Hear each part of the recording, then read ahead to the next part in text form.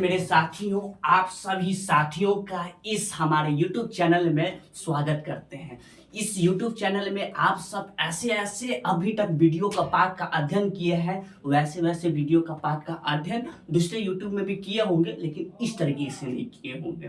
तो इस तरीके का अभी तक आप लोग क्लास 9th का अध्ययन करते आ रहे हैं। इस पाठ को अभी तक जहां तक हम लोग पढ़ चुके हैं, इसके आगे की अब बात करेंगे, ठीक है। लेकिन जाने से पहले हम लोग उस विज्ञान की दुनिया में पहले जाते हैं, जिस विज्ञान की दुनिया में हम लोग पढ़कर वापस निकलते हैं।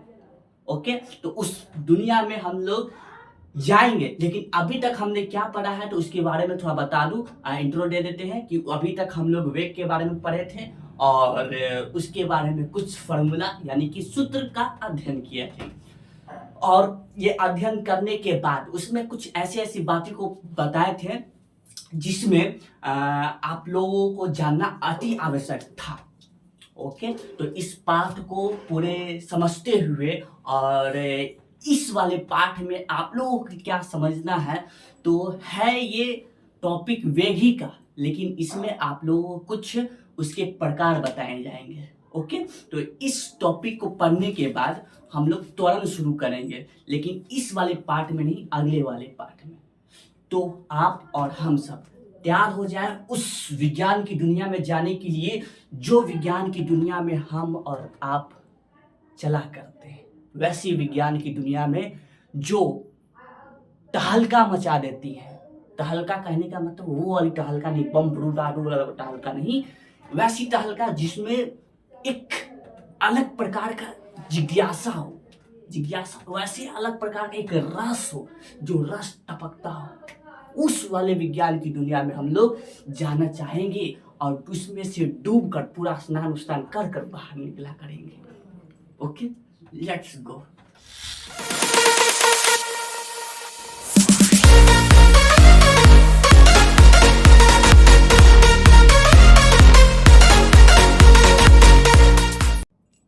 आप लोग अब तैयार हो जाएंगे हमारे उस रस में डूबने के लिए। ओके, हम लोग का टॉपिक था वेग। वैसे वेग, जो वेग को हम लोग पढ़ा करा करते थे, यानी कि समझा भी किया करते थे। यानी कि अगर उसमें मिला दिया जाए क्या दोनों मिला दिया जाए, एक तो चाल कि आप कितनी गति से। अच्छा, एक बात है, आप लोगों को हमको तो विश्वास है, पूरी विश्वास है। कहने का अर्थ ये है कि जब आपको कई रोड पे कोई जब लड़कियां मिल जाया करती थी, तो क्या उस प्रकार में आप एक ध्यान नहीं दिया करते थे कि जो लड़कियां देखते आप वैसी गाड़ी स्पीड कर लिया करते थे? क्या नहीं, कहने का मतलब ये नहीं, वो वाली बात नहीं। कहने का मेरा मतलब ये है कि जब उसको देखा करते थे तो आपका पता नहीं अंदर में क्या होता था कि गाड़ियों की स्पीड कर देते थे, तो उससे थोड़ी ना आप उसको पूरा चेहरा देख पाइएगा। ऐसे उससे करने से फायदा क्या था? कोई फायदा नहीं था। अगर उस समय आपका वेग, मतलब जो लड़की जिधर है उधर की दिशा की ओर अगर आपका बाइक का चाल अगर स्लो होता, धीमी गति में होता, तो आप भी उसको देख लेते, वो भी आपको देख लेती, तो हो सकता था कि शायद कुछ आगे बात बन सकता था। लेकिन बात आप वहीं पे बिगाड़ देते हैं। देखते हैं नहीं कि उसी समय बाइक को स्पीड कर देते हैं, आगे निकाल देते हैं गाड़ी। नहीं, ऐसे तो मेरा टॉपिक ये है कि वेग है, लेकिन इस वेग से कुछ समझाना चाह रहे हैं कि जिस दिशा में आप जा रहे हैं, वो अगर दिशा रहे और आपकी चाल हो, तो उस समय वो आपका वेग कहलाता है। ठीक, अगर दिशा नहीं हो, खाली आपके पास चाल हो, तो वो चाल कहलाता है। ओके, तो इसके बारे में पढ़ना था। आज इस टॉपिक में हम लोग पढ़ेंगे इस दोनों के बीच में अंतर समझेंगे। तो आपके सामने बैकग्राउंड में नजर आ रहा होगा ये अंतर। ओके, इस प्रकार की अंतर आप लोग भी एग्जाम में इसी प्रकार का अंतर देंगे। एक इस तरफ चाल का रहेगा, इस तरफ आपका वेग का रहेगा, क्योंकि ये दोनों एक ही है, लेकिन इसमें कुछ अंतर है। ओके, तो चाल और वेग में क्या अंतर है, तो इस 4 पॉइंट को हम लोग समझते हैं। ओके, अच्छा, अंतर ही क्यों, मतलब बार बार हम इन दोनों में अंतर क्यों निकाला करते हैं? तो आप भूल गए उस दिन को, उस दिन को याद कीजिए आप। कौन से दिन? वो वाला दिन जिस दिन आप किसी से लगाव किया करते थे और वो एक दिन आपको पता चले कि वो जो लड़की है वो किसी और को देख ली, मतलब देखने का करने का मतलब वो उसकी तरफ चली गई। ठीक, तो आपको उस समय जब पता चल रहा कि ये लड़की और किसी की ओर चली गई, ठीक, तो उस समय आपका दिल एक ही बात कहता होगा कि आखिर क्या था उसमें जो हम में नहीं है। ये बात आपके माइंड में, विचार में चलता था। तो उस समय आप उस लड़के में और अपने में अंतर खोजा करते थे कि आखिर क्या था वो लड़का में से हमको छोड़कर वो लड़का के पीछे भाग गई। तो इसीलिए अंतर निकालना जरूरी है। ठीक, अगर अंतर नहीं निकालेंगे तो हमको पता कैसे चलेगा कि वो लड़का जिसकी ओर गई है वो लड़का बेस्ट है कि आप जो थे वो बेस्ट है। अंतर निकालना अति आवश्यक है। यहाँ पे लड़का लड़की की बात न किया जा रहा है, कृपया आप उस पर ध्यान ना दें। आप ध्यान कहाँ दें, तो चाल और वेग पे ध्यान दें। तो ठीक है, ज्यादा उस गंभीरता में नहीं जाना है, साइंस से बाहर नहीं निकलना है। अभी टेस्ट वो मैटर नहीं चल रहा है, वो मैटर नहीं, साइंस ही में रहना है। इसमें आपको 1 बाय 1 करके जो बताया गया है, सबसे पहला ये बात है कि इस इकाई समय में वस्तु द्वारा तय की गई दूरी, और जैसे कि चाल में है ना कि दूरी तय किया जाता है, और वो दूरी किसी प्रकार का भी हो सकता है, टेढ़ा मेढ़ा, सीधा, या फिर ऊंच नीच ऊंच, कैसा भी प्रकार का हो सकता है। ठीक, चाल में की बात कर रहे हैं। लेकिन जब आपका वेग की बात होता है तो उसमें एक दिशा अति आवश्यक है, और जो दूरी होना चाहिए वो विस्थापन का होना चाहिए। कहने का मतलब विस्थापन का क्या, न्यूनतम दूरी होना चाहिए। ठीक, न्यूनतम दूरी होना चाहिए, टेढ़ा मेढ़ा रोड नहीं, न्यूनतम दूरी और सीधी रेखा में होना चाहिए वो दूरी। पहला ये पॉइंट। आगे की पॉइंट क्या कहता है कि चाल एक अदिश राशि है। क्यों? क्योंकि इसमें दिशा नहीं है। किसमें? चाल में दिशा नहीं है, लेकिन आपका वेग उसमें दिशा है, इसीलिए वो सदिश राशि है। तीसरी पॉइंट कहा गया कि किसी गतिमान वस्तु की औसत चाल शून्य हो ही नहीं सकती। ठीक, आप चल रहे टेढ़ा मेढ़ा रोड पे, चाहे आप चल रहे ऊंचा नीचा रोड पे, या फिर आप चल रहे पहाड़ वाला रोड पे, तो कभी भी उस पे औसत चाल शून्य हो ही नहीं सकता है। लेकिन विस्थापन में शून्य चाल, मतलब कहने का मतलब विस्थापन में आपका शून्य हो सकता है औसत चाल। चाल में ऐसा बात नहीं है, वेग में ऐसा बात है, शून्य हो सकता है। क्यों? क्योंकि विस्थापन शून्य हो सकता है। अगर विस्थापन शून्य हो सकता है तो वेग भी शून्य हो सकता है, क्योंकि इसका सूत्र ही में बताया गया है, वेग बराबर विस्थापन बटा समय। Okay, that's right. आगे की बात, चौथी बात कहा गया कि किसी वस्तु की चाल हमेशा धनात्मक होती है। किसमें? चाल में। चाल में हमेशा धनात्मक होता है, लेकिन आपको याद हो तो पिछले वाले पाठ में विस्थापन धनात्मक भी हो सकता था, ऋणात्मक भी हो सकता है, शून्य भी हो सकता है। यदि यदि फिर से यदि विस्थापन ऐसा तीनों काम करता है तो वेग भी तो उसी का भाई है। वेग भी तो उसी का चचेरा मुसेरा फुफेरा भाई हुआ, चोर चोर मुसेरा भाई।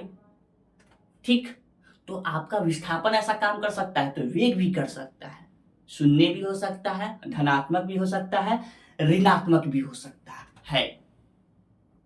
ओके ओके, ऐसी बात है। तो अब ये जो आपकी अंतर था, इस अंतर के अलावा आपके पास और क्या समझने के लिए मिलता है, तो वेग के प्रकार। ओके, वेग के कितने प्रकार हैं, तो आपके वेग के तीन प्रकार होते हैं जो आपके बुक में नहीं था, लेकिन इसको भी फिर भी मैं पढ़ा रहा हूँ। वेग को तीन प्रकार में रखते हैं, क्योंकि आप लोग वेग जब भी करेंगे तो यही तीन चीज में से एक कर सकते हैं, तीन चीज कर सकते हैं, मुख्य तीन है। पहला, आप या तो वेग कर रहे होंगे तो एक समान गति से वेग कर रहे होंगे, ठीक। दूसरा, या तो आप असमान गति से वेग तय कर रहे होंगे। वेग क्या है? जिसमें दिशा और चाल हो, तो एक समान से। दूसरा हो गया असमान से वेग तय करते हैं। और तीसरा क्या? औसत औसत चाल से आप वेग तय करो, ठीक है। और हम लोग इस चीज के बारे में तो पढ़ ही लिए थे, एक समान चाल क्या है, असमान चाल क्या है। तो ठीक उसी प्रकार का इसमें वेग जोड़ दिया गया है। ज्यादा इसमें डिफरेंस वाली बात नहीं है, आप लोग इसमें पढ़ भी सकते हैं। जब कोई वस्तु समान अंतराल में समान विस्थापन होती है, समान विस्थापन, तो ये हमारा एक समान हुआ करता था। और समय अंतराल में असमान जब दूरी तय करते हैं ना, या दूरी नहीं, इसमें विस्थापन होता है ना वेग में, तो इसमें असमान विस्थापन अगर तय करेंगे तो ये हमारा असमान वेग हो जाएगा, ठीक। तो ये सब हम लोग पढ़े हैं, बस खाली इसको थोड़ा ज्यादा बढ़ा के बात कह दिया गया है। तो इसका उदाहरण भी आपको नीचे दिया हो गया है, पृथ्वी के चारों ओर चंद्रमा का घूमना या फिर पृथ्वी का घूमना, ये आपका एक समान चाल से होता है, ओके। उसकी बाद आता है असमान चाल, असमान वेग, नो चाल, वेग पर रहे ना, नो चाल, ठीक है। इसमें क्या है क्या हम कहें, इसमें हम लोग एक समान पढ़े थे, असमान पढ़े थे, उसी प्रकार के इसमें जब कोई वस्तु समान अंतराल में असमान विस्थापन तय करती है, वो आपका असमान वेग कहलाता है, ओके। तो ये आपका होता है जैसे कि भीड़ वाले इलाका में होता है। आप कोई एक दिशा में जा रहे हैं, वो दिशा में कोई लड़की आ गई तो कोई कुत्ता आ गया तो कोई गाय आ गया, हुर हुर ऐसे करके हटाते रहते हैं। तो ये सब आपका उसमें होता है असमान वेग में आप लोग दूरी तय करते हैं इस भीड़ वाले इलाका में, ओके। उसके बाद कहलाएगा आपका औसत वेग, जो आप मेरे बैकग्राउंड में देख रहे हैं। औसत वेग क्या? तो औसत वेग ये होता है कि पहले इसका परिभाषा पढ़ लेते हैं। इसको समझने के लिए हम लोग बोर्ड पे भी जाएंगे, डिजिटल बोर्ड पे जाएंगे, समझेंगे। पहले क्या है, किसी गतिमान वस्तु का औसत वेग उसके प्रारंभिक वेग और उसके अंतिम वेग का अंक गणितीय माध्य है। नहीं समझ में है? नहीं समझ में है? सही की गलती?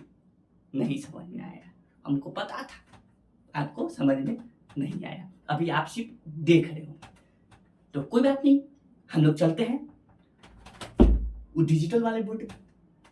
वैसे डिजिटल वाले बोर्ड पे जो आपको घर पे बैठे बैठे नजर आ रहा है, तो लेट्स गो। लोग आप पहुंच चुके हैं हमारे उस डिजिटल बोर्ड पे।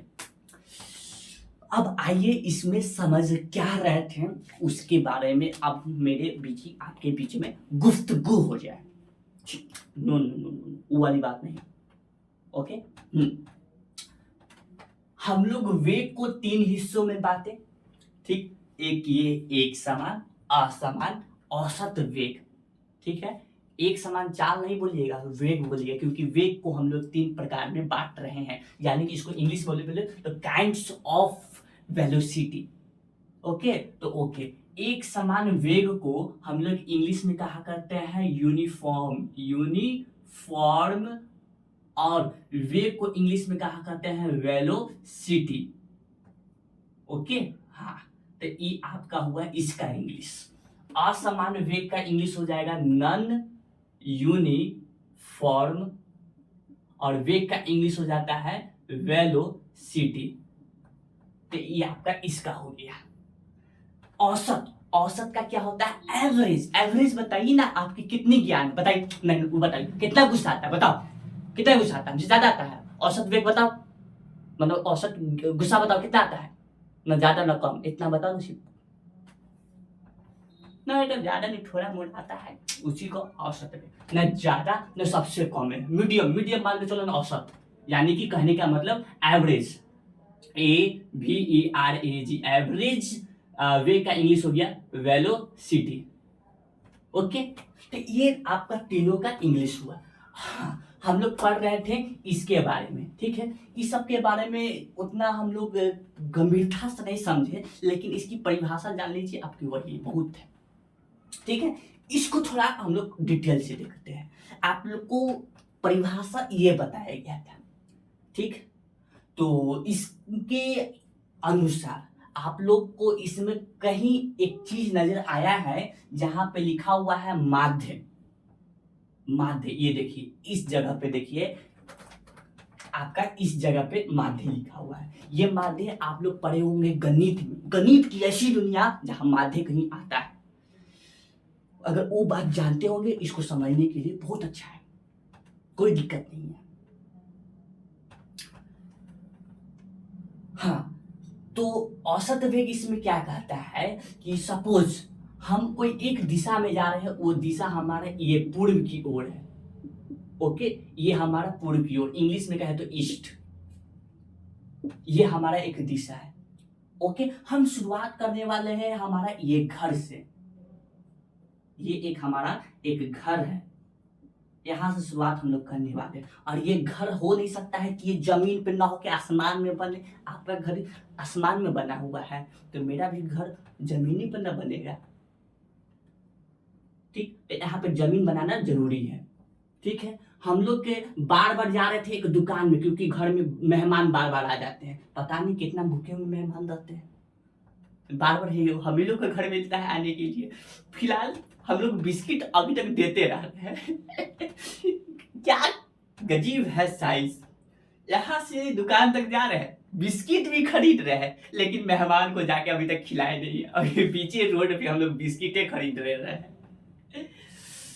अरे इसी को तो साइंस कहा गया है, मतलब विज्ञान, इसी को तो कहा गया है। खैर, हम लोग को बार बार दुकान जा रहे थे, क्या खरीदे, घर में मेहमान आए, हमको बिस्किट खरीदना था, ठीक है। तो आप बार बार लहरिया कट वाला बाइक निकाल रहे थे, ये भी बात सच्चे है, ये भी बात झूठ नहीं है, ठीक है।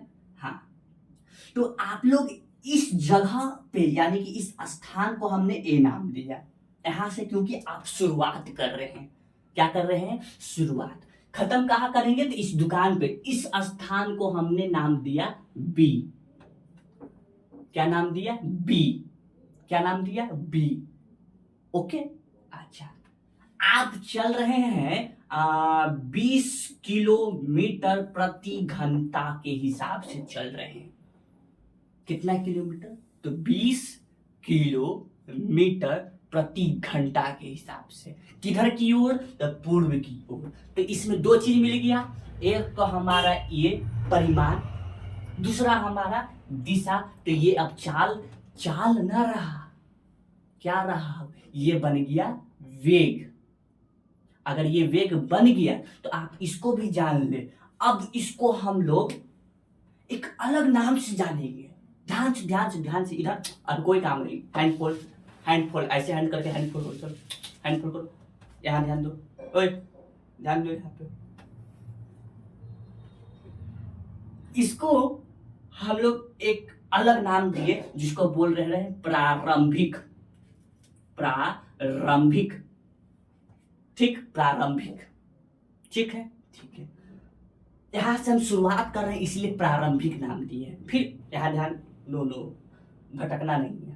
खत्म कहाँ कर रहे हैं, खत्म बी पे कर रहे हैं, तो इसको अब नाम देते हैं अंतिम, अंतिम, ठीक है, ठीक है, कोई दिक्कत नहीं है, ठीक है, कोई प्रॉब्लम इसमें मेरा नहीं है।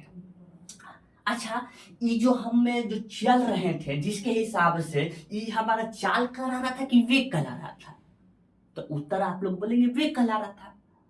अगर ये वेग करा रहा था तो हम इसमें बोलते हैं कि ये प्रारंभिक वेग होगा, क्योंकि यहां से शुरुआत कर रहे हैं हम लोग, ठीक है, ये प्रारंभिक वेग होगा, चाल नहीं, चाल नहीं। अगर ये ना रहा था तब ये खाली चाल कहलाता, यहां पर क्या कहलाता, अंतिम, यहां पर भी कहलाता वेग, क्योंकि यहां पे हम चाल नहीं चल रहे हैं, षड्यंत्र नहीं रच रहे हैं हम लोग, यहाँ पे वेग रच रहे हैं, वेग। ये प्रारंभिक और ये आपका अंतिम। Okay okay.